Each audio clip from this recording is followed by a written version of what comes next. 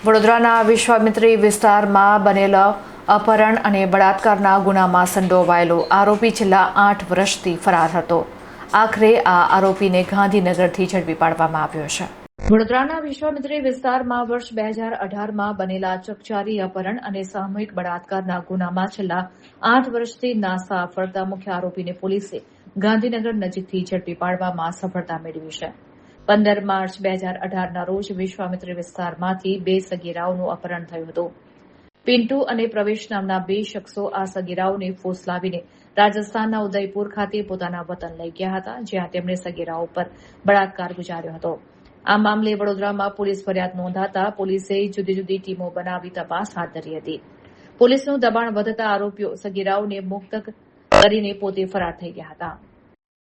આ ઘટના બાદથી જ બંને આરોપીઓ પોલીસને થાપ આપી રહ્યા હતા. જોકે તાજેતરમાં જ વડોદરા પોલીસને સચોટ માહિતી મળી હતી કે ફરાર થઈ ગયેલા આરોપી ગણેશ ઉર્ફે પિન્ટુ કાંતિભાઈ મેળા નામ બદલીને ગાંધીનગર નજીક એક ખાનગી કંપનીમાં મજૂરી કામ કરી રહ્યો છે. આ બાતમીના આધારે પોલીસે ગાંધીનગરની વિવિધ કંપનીઓમાં સઘન તપાસ હાથ ધરી હતી અને આખરે ગણેશ ઉર્ફે પિન્ટુ મેળાને દબોચી લીધો હતો.